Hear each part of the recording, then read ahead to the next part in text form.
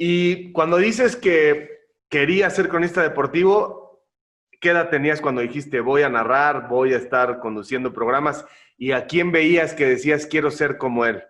Pues te vas a sorprender, pero yo me levantaba todos los días a las 7 de la mañana a verte a ti cómo narrabas el fútbol italiano. Dios mío, Álvaro, ya me hiciste sentir rujo. Yo me acuerdo de cuando tú empezabas tu carrera y Ajá. te daban mucho a narrar la Juventus. Sí, sí, sí. Estoy hablando, corrígeme los años, no sé si era 89, 90, por ahí, Sí, sí, eran las 7 de la mañana de los domingos, de los domingos. una cosa de terror, hermano, porque yo en esa época sí, era la época en donde salí, etcétera, entonces era un debate entre, chin, tengo que acostarme temprano, voy un rato, pero sí, mira cómo te acuerdas de esos partidos de la... Entonces, tú narrabas a la Juventus y yo empezaba a irle a la Juventus, Gianluca Vialli, Fabrizio Ravanelli. Me acuerdo incluso que un día narraste un partido del Parma y Faustino Asprilla metió 3 golazos ese día. Sí, sí, sí, eran buenos juegos. Antes del Mundial del 90, ¿no? Tienes razón. Sí, antes del Mundial del 90, y luego ya el Mundial del 90. Entonces, yo ahí me llamaba ya mucho la atención, me llamaba la atención 2 cosas. ¿Quiénes hablaban detrás de la tele? Así, ese era el concepto que yo tenía de niño. ¿Quiénes hablaban detrás de la tele? Y me emocionaba mucho cómo se emocionaban ustedes. Y luego, por ejemplo, TV Azteca ponía el básquetbol con Pepe Espinosa, el profe Constancio Córdoba y Quique Garay, y también muy emocionantes, ¿no? Y yo decía, yo quiero ser lo que hacen ellos. Me emociona más cómo se emocionan ellos que jugar dentro de un terreno de juego. Entonces ahí yo decidía más o menos como a los 9, 10 años que quería ser cronista deportivo, le empezaba a pedir a mi mamá que me comprara el periódico, entonces comprábamos La Afición, porque también me gusta mucho el béisbol, La Afición, comprábamos el Ovaciones, y muchas revistas, existía Deporte Total, Viva Básquet, estaba una de fútbol, Señor Fútbol, creo que se llamaba, entre otras tantas. Entonces me llamaba mucho la atención. Oye, bueno, y ahí ya cuando te cambia la voz, o sea, cuando vas de la transición de los 12 a los 15 años, te das cuenta de la voz que tienes, porque hoy se ha perdido un poco. Hoy, si te das cuenta, hay una generación, o sea, Toño de Valdés tiene una gran voz y los de antes, ¿no? Y don Antonio Andere y Jorge Sonia Claro. Alarcón y el Mago. Pero luego vemos algunos que no tenemos la gran voz. O sea, José Ramón tiene en su época de madurez tiene una buena voz, pero tenemos otros casos como el mío donde la voz no es fundamental. Llega tu voz y dices, ahora sí, aparte de lo que estás estudiando, llega tu voz y dices, ya chingué. Sí, siempre lo tomaba como una muy buena herramienta.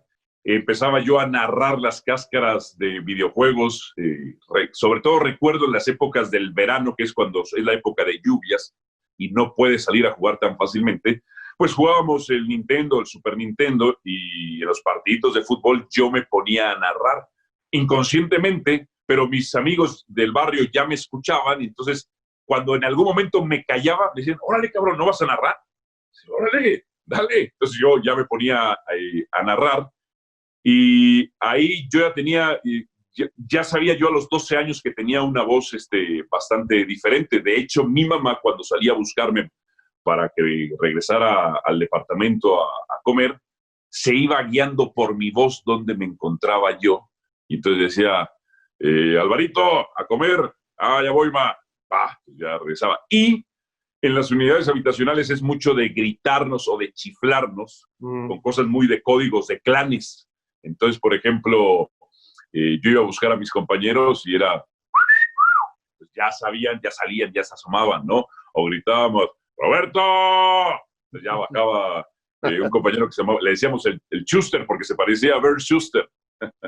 Y ahí le ibas a Cruz Azul. Ya llegaremos a ese momento de catarsis imperdonable para una persona de tu nivel intelectual, pero ya platicaremos cómo has manejado. Ya te daré yo una perspectiva para el final de cómo creo que se ha creado un personaje que es muy especial, y sé que lo has pensado, sé que lo has maquinado, porque ahora que te conozco, sé perfectamente que eres alguien que va diseñando y ha ido pensando muy bien cómo llegar a este momento. A ver si coincidimos en el punto de vista. Entonces, sigues creciendo, sigues estudiando y ¿cuál es tu primer punto de contacto con los medios de comunicación? Porque siempre hay alguien o un cómo, una circunstancia. Sí. En 1997 se me acerca un compañero de la prepa, Francisco Mesa se llama, y me dice, oye, yo sé que a ti te gusta mucho los fútbol y los deportes, ¿te gustaría ser reportero y escribir para una revista? Y yo le dije, ¿cómo está eso? Me dice, mi mamá tiene una revista que se vende en California. Mi mamá, la señora muy viva, vio el mercado de negocio con El Paisano y puso una revista de fútbol, ella sin ser periodista ni nada, ¿no? O sea, ella dijo, al paisano le gusta el fútbol, vamos a darle una revista de fútbol. Y había algunos vaivenes económicos de la revista y los redactores o los muchachos que habían estudiado comunicación, periodismo, se estaban yendo. Entonces, me toca trabajar en los últimos 5 números, que eran la revista era mensual, y prácticamente terminé escribiendo yo toda la revista, estoy hablando del 97, hubo Copa América en aquella ocasión, y me acuerdo portadas de Hugo Sánchez, de Misael, ese fue mi primer contacto, pero ya, digamos, quien me encausó en la preparatoria de La Salle, yo estudié ahí en La Condesa, en la Universidad de La Salle, la preparatoria, Mario Antuña daba clases de Derecho.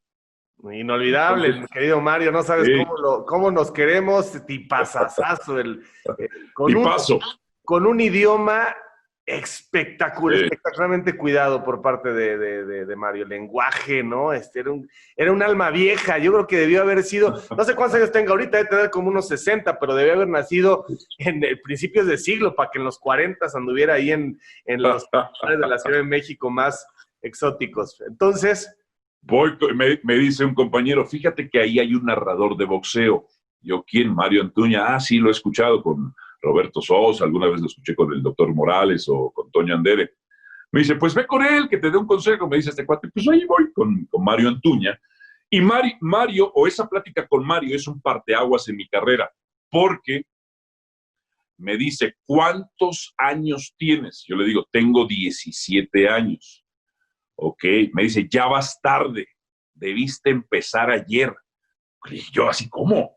Sí, me dice, mientras más pronto empieces tu carrera en medios de comunicación, el proceso de la carrera larga lo vas a sentir menos fastidioso. Entonces te recomiendo que entres a los medios de comunicación lo antes posible, que vayas a tocar puertas. No importa que te derribes 1000 puertas, que te digan no 999. Eventualmente alguien te va a decir que sí. Y te recomiendo que te metas a la Raúl del Campo, a la Escuela de Cronistas Deportivos. Entonces hice exactamente lo que me dijo. Empecé a buscar chamba en medios y me meto a la escuela. Y ahí conozco a don Jorge Che Ventura, que en paz descanse. Uh-huh. Y como a mí me gustaban también los deportes gringos,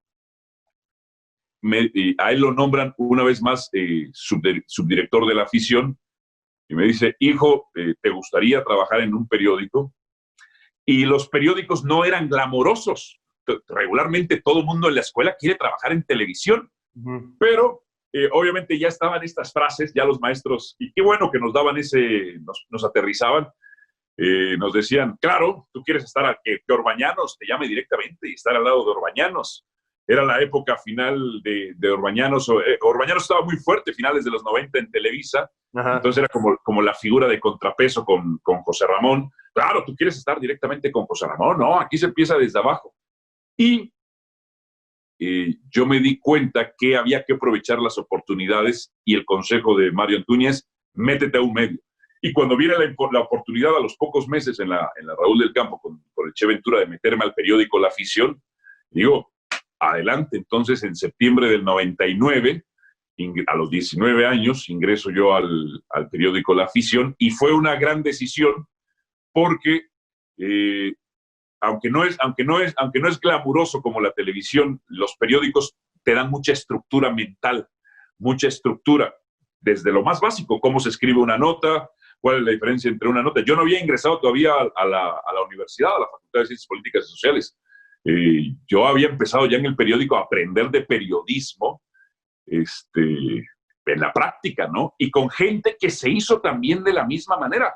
Llego yo y yo era el más joven, yo tenía 19 años y quizá la persona más joven que me seguía tendría 29, 30 años. Pero yo siempre he tenido la humildad de aprender. Aunque me ven como un ogro en televisión o como Gengis Khan en televisión, mi virtud es saberme callar y aprender y ver cómo lo hace, cómo lo hizo. Por eso en algún momento determinado tengo la intención de platicar contigo, es ¿cómo hiciste? ¿Cómo hiciste? Ya me lo contarás, ¿no? Pero es ¿cómo hiciste para gobernar en algún momento? Entonces yo me acercaba a los viejos y ¿cómo haces la noticia?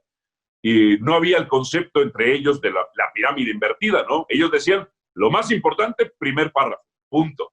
Lo más importante, y acuérdate que al último se puede cortar, así que no pongas lo más importante al final. Luego, por ejemplo, para hacer un reportaje, me acuerdo, ellos sin experiencia académica, pero sí con la experiencia es una idea, verifica si la idea se sostiene o no se sostiene, agrégale estadísticas y declaraciones contrarias, y punto. Entonces, esa era la idea del reportaje, ¿no? Uh-huh. Y así fui aprendiendo y hice un paso evolutivo como a la antigua, prensa, luego radio. El Che Ventura me lleva también a lo que nace como Superdeportiva 1180, que actualmente derivó en Televisa Deportes Radio. Y ahí estábamos los sábados y domingos, hacía mis pininos. Un día viene un casting, los Tigres de béisbol estaban buscando una voz para el parque del Seguro Social, porque ya el señor Kerlegan se había hartado de trabajar 25 años con ellos, y me quedo en el casting. Ahí mismo, Publiventos Deportivos, el productor, el Porky Villalay, me dice, necesito que te quedes en las transmisiones cuando Tigres va de gira, hay una lana. Entonces, yo me acuerdo, en el año 2000, para el año 2000 yo ganaba como, entre todas las chambas que tenía, yo ganaba como 15,000 pesos, que en ese entonces, pues para un muchacho de 19 años, pues yo me sentía millonario, Javier. Esa es la verdad. No, además, yo me iba en taxi, a donde yo fuera yo pagaba mi taxi, me encantaba viajar en taxi. De hecho, durante muchos años no tuve automóvil, aprendo a manejar hasta los 24 años. Luego, hace unos 5 años anduve sin automóvil porque yo no quería tener automóvil. Entonces yo andaba en Uber. A mí me encantaba andar en Uber. Me fascina. Como diciendo, tenía mi chofer.